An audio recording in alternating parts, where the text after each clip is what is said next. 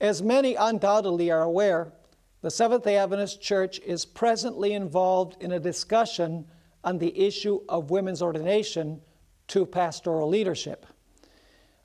Many within the Seventh-day Adventist Church actually believe that there is no connection between the issue of women's ordination and the issue of gay marriage and gay clergy. Well, a recent article in Time magazine begs to differ.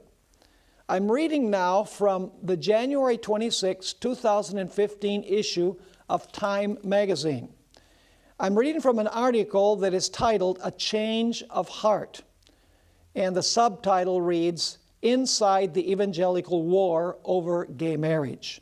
The article is written by Elizabeth Diaz. I'm not much aware of her religious affiliation, but this is a secular magazine, and the article is presented from a secular focus. And so I would like to read a few statements from this article that show that clearly out in the world, people are aware that there is a definite connection between the issue of women's ordination to pastoral leadership and the agenda to have gay marriage and gay clergy. I'm reading now from page 47 of this article in Time magazine. The subtitle is "What is at Stake?" And I quote from this article.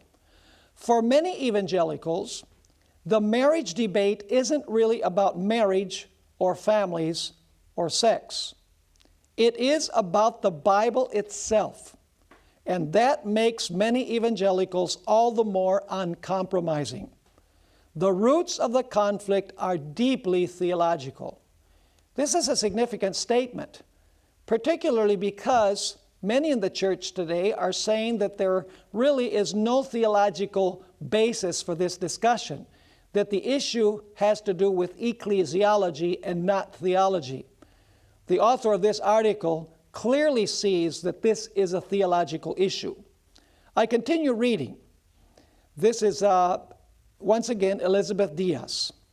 "Evangelical faith prizes the Bible's authority, and that has meant a core commitment to biblical inerrancy, the belief that the words of the Bible are without error. Genesis chapter 1 says God created male and female for one another, and the Apostle Paul calls homosexuality a sin, inerrantists say. And for groups like the Southern Baptist Convention and its 50,000 churches nationwide, that is the biblical trump card." In other words, the issue is Scripture. A little bit further down in the article, we find a more explicit reference to the connection between the fight for women's rights and the LGBT agenda. Here is what the author says. "And there is another, just as fundamental obstacle." When she says obstacle, she's referring to an obstacle for the church to accept gay marriage and gay clergy. She continues writing, "So far, no Christian tradition has been able to embrace the LGBT community without first changing its views about women.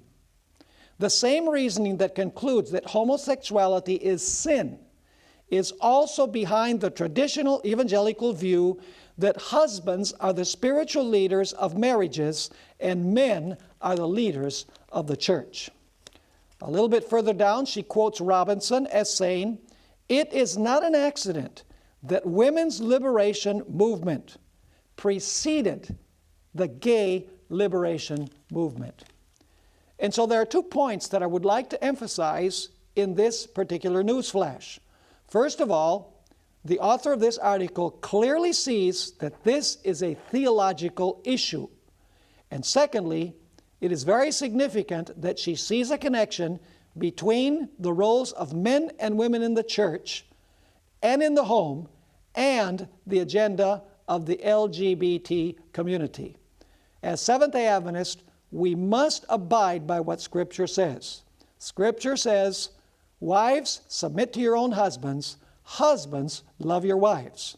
And Scripture also states that elders and bishops must be the husbands of one wife. Let us live by every word that proceeds out of the mouth of God. Let's not allow culture to dictate what the church does. Let's take what God says and apply it in our church.